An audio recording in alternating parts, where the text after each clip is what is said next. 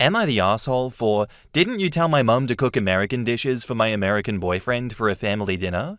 He said that the dishes my mum cooked were gross and he starved. So I come from a multinational family. My mother is a vulgar Tatar, a national minority of Russia, and a Russian. My father, who died 2 years ago, is Ukrainian and Belarusian. My parents lived in both Russia and Ukraine, and in 2015, my whole family moved to my mum's relatives in Turkey. In my family, all national dishes were always cooked and served on the table. My boyfriend is an American. A week ago, we flew with him to my mother in Turkey, and she made national dishes. These were dishes of Tatar, Russian, Belarusian, and Ukrainian cuisine, as well as several dishes of Turkish cuisine. During dinner, my boyfriend looked annoyed. He barely touched the dishes. My mum asked him if he liked the food.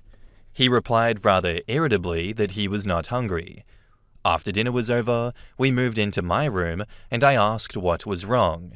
My boyfriend rudely said that in the civilized world, eating horse meat is as wild as eating human flesh. Horse meat sausage is a national dish of the Tatars.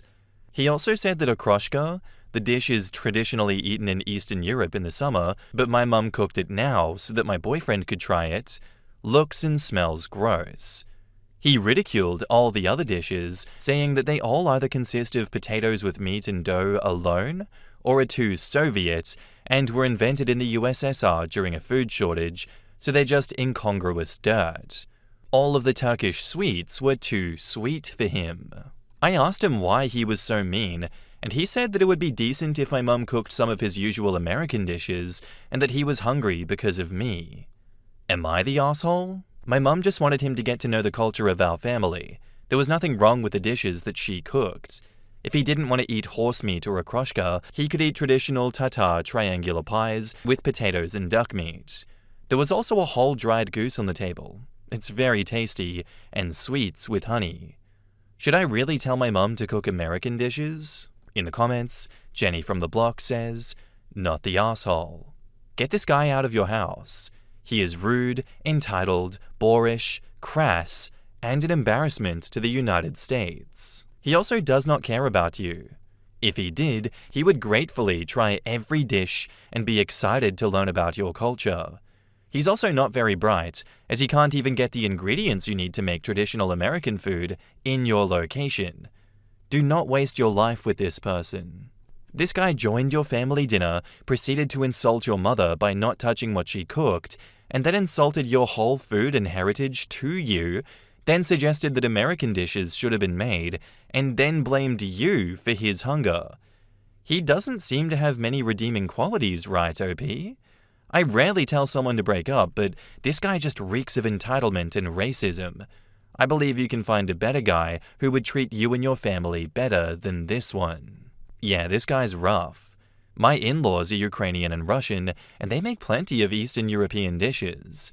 I'm American, and do I love all those dishes? No. But I try them. I'm polite, and in trying some of them, I've found that I quite like some of them. Also, it's insanely unreasonable to fly to a faraway country and expect American food. This guy isn't mature enough to be dating, in my opinion. Not the asshole. Break up with him. My boyfriend is a very southern white man and eats all of the multinational food that my family cooks after being a military brat my whole life and loving the different cuisines I got to enjoy. My boyfriend tried hot pot for my birthday. Said it wasn't his favorite, but still ate it. He enjoys the food, but hates working for his food. I'm Mexican from my dad's side, and I love making traditional Mexican food every now and then, and my boyfriend along with his parents love it and always go back for seconds or thirds. OP, never settle for anyone who is so incredibly rude and disrespectful to your culture. And now, on to the update. Wow, I'm a little confused by how many comments there are. Unfortunately, I can't read them all. I thought about it and decided, and the comments helped in my decision, that I should dump him. Not because he didn't want to try the dishes that my mother had prepared. For those who asked, there were also neutral dishes at dinner like potatoes, chicken, traditional Tatar chicken soup, but because he was extremely rude to my mum and behaved rudely at dinner. My mum was upset with his behavior, although she didn't show it to him, but I know she was sad and offended. He could be rude with me or other people in the same way before, but then he always apologized, and I wanted to believe that he really had improved for the better, but now I think it didn't make sense. I wish I could respond to every comment here. Thank you for your support. Yeah, not the asshole, OP. I think your mum went out of her way to welcome him by cooking that huge spread from so many different cultures in your family. And even if some of those dishes were unfamiliar to him, it's still good to have basic manners. It is expected even. Try some, man. Thank the host. Keep any negative opinions to yourself, like Jesus. But instead, no, he had to insult the food, he mocked your culture, and then he blamed you for being hungry. I get it to a degree, plenty of people don't like certain foods. It's okay to have preferences. But his attitude here was way off base. And the way that he spoke about your family's traditions was fucked up. Calling them uncivilized and Soviet dirt is so incredibly disrespectful. And I think we can all agree that asking your mum to cook American food in Turkey is way off base as well. I think when you visit someone's home and culture, the right thing to do, the polite thing to do, is to appreciate the effort they put in to accommodate you. Honestly, I don't blame you for breaking up with him over this. If he can't show basic respect to your family and to your heritage, that will only get worse with time. I can't imagine that will ever get better. Thank you for the story and thank you for the update. Our next post is by user Due Membership, and it's titled, Am I the asshole here for destroying 3 generations of family relationships because they refuse to hold my sister accountable? So I've changed some details in order to protect the innocent, but the core of this story is true and I am currently living it. I, 45 male, am embroiled in a family drama that has been simmering for decades. About a week and a half ago, I was in a pretty bad car accident. I underwent spinal surgery and have been recovering nicely while on a wonderful cocktail of medically prescribed drugs.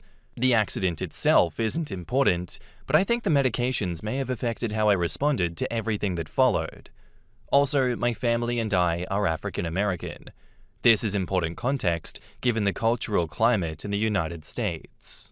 I am the oldest of 3, with 2 younger sisters. Karen, 42 female, and Katie, 39 female. Katie and I have always gotten along fairly well, but my relationship with Karen has been strained pretty much from the beginning, for reasons that will become clear. I said this has been simmering for decades, so let's start at the beginning. My parents always said I was a loving and attentive big brother when we were little, but that all changed one Saturday afternoon when Katie was only a few months old. My dad was out, and my mum was catching up on laundry in the basement. Katie was napping in her crib in my parents' room, and I was rummaging for snacks in the kitchen. As I returned to my spot in front of the living room TV, I saw Karen standing at the top of the steps holding Katie. In our house, the steps to the second floor were on the far side of the living room. And then she threw her. I didn't think. I just reacted. I dropped my bowl of popcorn, ran, and dove. I must have had an angel on my side because that catch was immaculate. Yes, I know this sounds so cartoonishly evil that it's hard to believe. I wouldn't believe it either if I hadn't lived it, but years later, Katie would confide in me that she knew exactly what she was doing, and it would eventually be corroborated by another source. More on that later. The baby cried, and my mum came rushing in. Karen smiled and said that I had taken the baby because I wanted to play with her. Before I could say anything, I was punished for spilling popcorn and for waking my sister. After that, most of my childhood memories seem fairly typical for someone who grew up in the 80s and 90s. I remember being kind of a jerky big brother at times, teasing Karen about her fashion choices. What stands out is that her responses were almost never proportionate. I thought that was how kids learned how to human. She thought this was how kids learned how to shank. For example, I would make fun of her for getting a perm, and she would pull a knife on me. Yes, I do have a few physical scars from these encounters. She would demand I drive her somewhere, I would say no. And then my tires would be flattened. I would be at a baseball practice. She'd walk to the outfield fence and yell that my grandma died. This is actually how I learned of my paternal grandma's passing. My parents always told me to stop antagonizing her, or they would make excuses for her behavior, like stress, sibling rivalry, medication side effects, traumatic head injury, and so on. I tried not to let it get to me and became more self-sufficient and distant. As a latchkey kid, I already had plenty of practice. I spent a lot of time in the woods, at friends' houses, or sequestered in my room when I was home. When I graduated, I moved out and largely forgot about the more psychotic behavior of my sister, though my dad would fill me in on the craziest stories during our weekly calls. There was the time Karen attacked Katie in a grocery store. Karen was the aggressor, and then she called the police herself. After taking statements and looking at the injuries, the officers arrested Karen. My parents let her sit in lockup for the entire weekend, hoping she would learn her lesson. Spoiler, she did not. Around this time, she became a teen mum to a special needs child. I could write an entire book about how she handled that, but no one would believe it either. Suffice to say, it did not lead to maturity. I was living 2 hours away at the time, so I do not know everything she was doing. What I was told is that she had a habit of dropping off her child with relatives and then disappearing for days at a time. Everyone in my family insists it was not drug-related, but I honestly do not know. What I do know is that one day, she and the baby's father showed up at my door with my nephew, barged inside, dropped the child, and ran off while my back was turned. Calls and texts were ignored. I should have called Child Protective Services, but my parents told me not to. They said if Karen didn't come back by Monday morning, they would pick up my nephew. For 36 hours, I did my best to care for a nonverbal special needs toddler. Honestly, my nephew's sweet smile was what made me first seriously suspect that my sister might be clinically psychotic. It completely bogged my mind that someone could abandon their own child, even just for a few days. This pattern continued until her second child graduated high school last year. She never did it to me again, but my parents had countless plans and vacations cancelled because Karen simply could not be bothered to parent her own children. A few months after that incident, I had graduated and was living with my dad temporarily while figuring out my next steps. I was keeping a low profile, doing freelance coding work, and saving money. I'd been there about a week when Karen and her baby daddy asked me to babysit at the last minute. I told them I couldn't because I was on a deadline and working, hoping it would lead to more work or a full-time job. Karen did not like that answer. I absolutely said something rude without looking up from my screen. She immediately started screaming that I had punched her in the head. She called the police and tried to file assault charges. To his credit, the baby daddy said he didn't see anything and didn't want to get involved. The officer took statements, found no injuries, and then asked me if I had somewhere safe to go. He said he didn't want to leave me there with her, but also didn't want them removed because of the baby. I ended up crashing with a friend, missing my deadline, and deciding that I needed to get away from her. The next day, I started planning to move out of state. That was 18 years ago. My dad still asks when I'm moving back to take over the family business. I always say I have no interest. The truth is, I would love to, but I don't want my sister anywhere near my life. There are many more examples of toxic behavior, like rewriting history, co-opting other people's trauma, and weaponizing the police against family members. This is already long, so I'll spare you the rest. Fast forward to recently, I'm recovering from my accident at home, enjoying my prescribed narcotics, and watching football, when my dad calls to complain about Karen. Apparently, she's been calling the police on him or his customers for trespassing every other day for 2 months. Karen and her baby daddy turned husband lost their house and have been living in a small 1-bedroom apartment above the family store with their youngest, who just started college. Niece had the option to move into the spare bedroom at my parents', but she declined for whatever reason. Not every time, but sometimes when customers entered the store, she would just get upset, start yelling, and call the cops. My dad acted like this behavior was brand new. I snapped. I told him he couldn't be shocked or upset when he has spent 4 decades coddling her, making excuses, and refusing to force her to get help for her very obvious mental health issues. For some context, my family has never shied away from mental health care. 30 years ago this week, my parents had me locked in a psych ward for a week over a depressing doodle that I drew in class. After observation and interviews with both me and my parents, individually and in a group setting, the doctors told me it was amazing that I was as well adjusted as I was. Certified not crazy. Dad refused to hear any of it. Then he brought the issue to the family group chat. At that point, I said, screw it. I've got time. I laid out a timeline of everything Karen has done since childhood. I deliberately left out the worst things that could irreparably damage her relationship with her kids. Even when I am angry, I have been conditioned to protect her. I also included publicly available booking records and court documents to back up what I could, because evidence matters. My dad called me stunned. While on the phone, he asked my mum about it. She confirmed everything, including Karen throwing Katie down the stairs. Apparently, she saw my diving catch and punished me anyway. I'm probably not as livid as I should be about that. Katie texted me privately, thanking me for finally saying something. Karen went live and posted a bunch of fabricated nonsense about my father and me. I blocked her and told my family I was done. I set a boundary and asked them to respect it.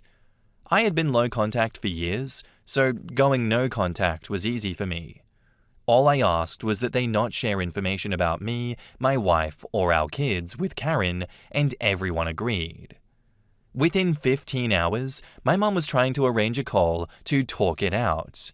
Because she's my mum, I agreed to listen. Less than 15 seconds in, Karen was screaming her version of history again. When I calmly said that our father never beat her or threw her down the stairs, she replied, "It doesn't matter if it actually happened, it's how I feel, and my feelings are valid." I told my mum I loved her and hung up. Back in the new family chat without Karen, her husband, or her kids, my dad tried to downplay everything again. I told them that I would no longer participate in my sister's delusions, that my boundaries stood until she got professional help. I was done. Karen continued posting rambling rants, which I ignored. Then I found out my parents were trying to set up another conversation. I politely declined. They persisted until my wife stepped in and told them to leave me alone so that I could recover. That finally worked. Then this morning, I woke up to a Facebook post from Katie discussing the drama and tagging both Karen and I, encouraging us to work it out. I untagged myself and restated my boundaries in the family chat. Several relatives began gaslighting me, saying I needed to be the bigger person and that this is just how she is. What broke me was my dad telling me I was obsessed with Karen and needed self-reflection to become a better person. I snapped. I told him that I am the only one in this family who consistently takes responsibility for my actions. I am the only one who has done years of therapy to break the generational curse he helped create. That part felt justified. Then I gathered every receipt, every trauma, lie, and documented incident, put it into a neat little holiday e-card, and sent it to every close friend, relative, and extended family member, including my sweet 101-year-old grandmother. Now I worry I went too far. So Reddit, am I the asshole? In the comments, Hot Banana says, absolutely not the asshole. I have the same dynamics within my family because of my brother, and I went no contact with him last year. Part of me understands why he wasn't held accountable much when we were younger. We didn't have the easiest childhood. Our mum was sick and died when he was 12 and I was 14. They tried to protect us from more trauma and stress, but my brother has always been the victim in every situation, and my relatives, even if they knew that it was his own fault, never really held him accountable and never grew out of the everlasting "he's always the victim" pattern. My brother did enough things to make my decision reasonable, but none of it has been at the level of the things that your sister has done. Stand by your boundaries and keep your peace. You didn't destroy 3 generations of family relationships, you broke the circle. You were brave, and that's something you can be incredibly proud of. I'm surprised it didn't happen sooner. Take advantage of the silence. You deserve peace. Karen needs the mental hospital and is not getting her needs met. Since you live far away, you're in a safer situation. If you were closer, I'd get a restraining order against Karen and her now husband. OP should have his family aware to never open the door without knowing who is there. And now, onto the update. As a seldom Redditor, I totally got excited after I wrote the original, and when the box popped up asking me to cross-post, I forgot that that was against the rules. Sorry, mods. Original post linked above. I'll give you a quick timeline to recap what happened already, and to clear up confusion for that one guy in the original comments, and then I'll give you the update. Here's the update. I fell asleep. When I woke up several hours later, the only people who had contacted me were a few of Katie's daughters, telling me they understood where I was coming from and that they love and support me. They are good eggs. I love them very much. I thought that maybe, just maybe, with all the receipts laid out in front of them, my parents and Karen would have a come to Jesus moment. I hoped they would recognize the errors of their ways and take the first steps towards fixing the abusive relationship they have built. I was wrong. My mother backtracked on everything she acknowledged on Sunday. I do not know if she truly feels that way or if she was bullied into compliance. At this point, it doesn't really matter. My dad posted in the family chat about how disappointing it was to learn all of this for the first time. I really wanted to scream, "Bitch, you were there for half of it." Instead, I had a realization. Karen is his daughter. That is where she gets it from. They are both stubborn, are never wrong, and absolutely hate it when you can prove otherwise. They are both toxic. I love them, but I'm not going to subject myself to that. I responded in the group chat by saying, "I have nothing more to say on this matter. Please respect my boundary." Not even 30 seconds later, I received a text directly from my dad outside the family chat. It was a wall of text asking me to reconsider cutting Karen out of my life. It was deeply manipulative and completely ignored all the issues I called attention to. Before I could respond, my wife Amanda, 41 female, took the phone from me and told me not to think about it. She then proceeded to write a double wall of text calling him out on his failures as a father, a husband, and a human being. She addressed his failure to protect Katie and me as children, his obliviousness to what was happening under his own roof, his constant enabling and encouragement of Karen's behavior, and made it clear that this was no longer just about Karen. Until he fixes himself, he will not have access to his grandchildren. He promptly announced, "I'm not going to read all of that."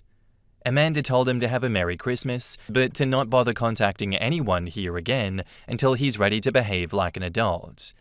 That was yesterday evening at around 7-ish. I think. Time has no meaning for me at the moment. He has not attempted to contact me since. Truly, Amanda is the hero of this story. Enduring my family's nonsense must have earned me enough karma points to meet her, and for that alone, it was worth it. That is where things stand now on Christmas Eve. I think Katie and I will be fine. I know she didn't mean anything by her Facebook post. She was trying to be funny because we've used dark humor to survive family drama since forever. I'm going low contact with my mum until she shows me how she wants to move forward. I am no contact with both Karen and my dad.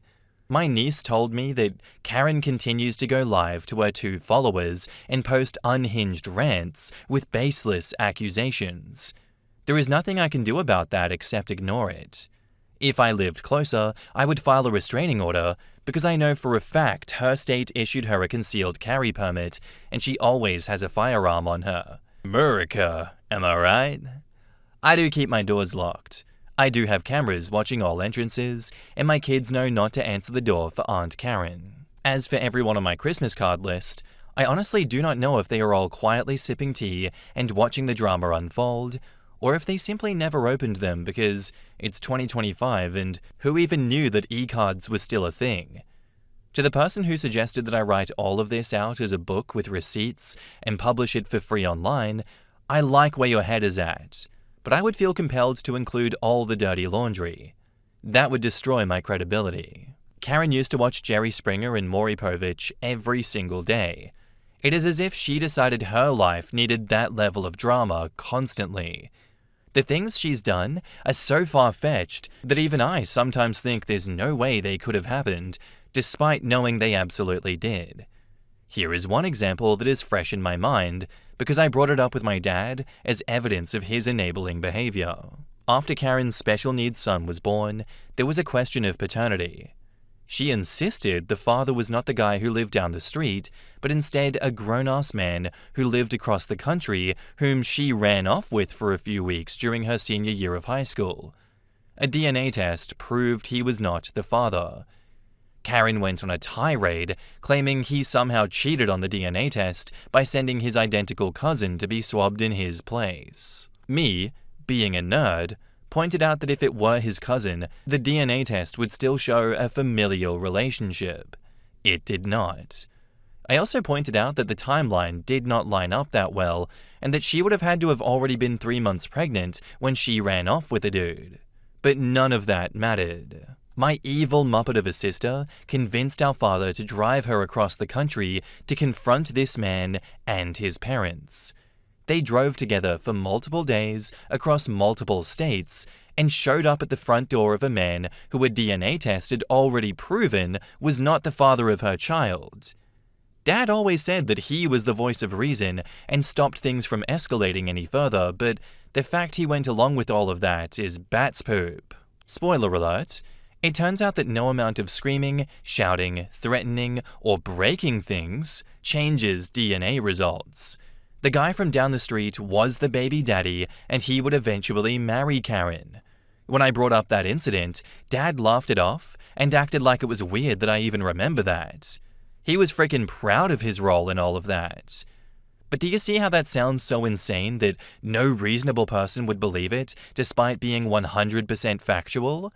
These people exist, and we should all be very afraid. Especially me, because I have to hope and pray to all the gods, both old and new, that I didn't pass on the crazy gene to one of my kids. Anyway, thank you to everyone who responded to the original post. Realizing just how much my dad sucks was not the update I wanted. I have loved and looked up to that man my entire life. This whole thing has been both eye-opening and heartbreaking. I know that nothing that has transpired over the last few days is my fault, but there's a part of me that wishes that I had just let Dad vent on Saturday instead of agreeing with him and offering more evidence to support what he was saying. There was comfort in the status quo. But a bigger part of me is glad that I'm becoming the kind of adult that I needed in my life when I was a kid. If anything else happens, I will update. Otherwise, I hope everyone has a safe and happy holiday, no matter what you celebrate. Update 2. I had a very brief text exchange with my dad on Christmas morning. He reiterated that he didn't know about many of the issues that happened between Karen and me. I had to admit that this is probably true, and at least partially my fault. I experienced an unrelated childhood trauma when I was 7 or 8. Unrelated in the sense that it was not caused by anyone in my family, though it became semi-related years later when Karen began claiming that it happened to her and not me. Co-opting trauma is gross. It took a few years, moving to a new neighborhood, and an episode of America's Most Wanted where John Walsh pleaded with kids to tell a trusted adult if something bad had happened to them. After seeing that episode, I told my mum in great deal what had happened to me. As far as I know, nothing was done after that. I do not know if she told my dad or if she decided that since the danger had passed, it could be ignored. What I do know is that she never talked to me about it again. That silence felt like a second betrayal. I decided at that point I was on my own when it came to dealing with the things that happened to me. I've dealt with this in therapy, but have not addressed it with my parents yet. Combine that with my dad being at work most of the time, and I never told him about many of the things Karen did to me. I never told him any of it. So when he said he did not know, I acknowledged that he was likely right. I had not told him about some of the things that happened when he was not around. Because it was Christmas, I wanted to keep the exchange cordial.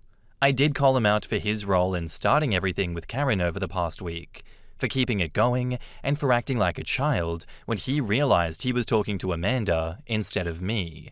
He acknowledged that, but still did not apologize. I told him that he, my mother, and I will need to have a conversation at some point when I'm feeling better.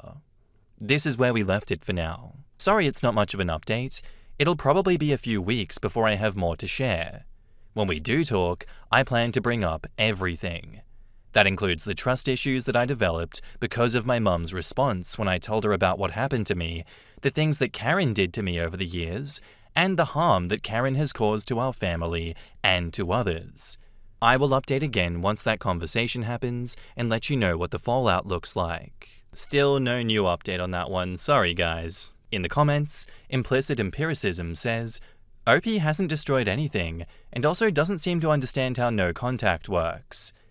He keeps saying he's not going to talk to them ever again, and then the next update is all the stuff they talked about for like 3 straight updates, which are days apart. He needs to learn what the block button does. Yeah, I could understand if these updates were like months apart. Like, they kept messaging and calling, and I finally got worn down and gave in. But it's like he can't even go a single day without letting his boundaries be broken. I swear, I talk to my own parents less frequently than him, and we have an okay relationship. Yeah, look, it's still not the asshole situation, but what those comments said, why are you still in contact with them this often? Why do you keep saying that you're going to block them and go no contact and then don't do that? At this point, you've given us more than enough evidence that these are terrible, irredeemable enablers of each other and that you shouldn't be around them all, so just take your own advice, man.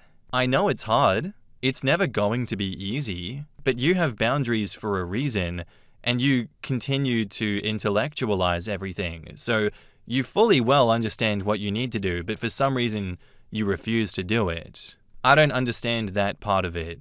I need you to come back and explain why you keep talking to them so much if you're going to post another update. I genuinely need an explanation as to why you are not doing what you were saying. Otherwise, you're still not the asshole in this situation, and I think you just need to protect yourself, your kids, and your family, because these people are never going to change. They've shown that they don't want to, and they are more than happy in this dramatic bullshit that they have created. Anyway guys, that's all I have for you today. I do hope you enjoyed the stories. If you did, let me know what you thought of it in the comments down below, and I'll see you in the next one. Bye.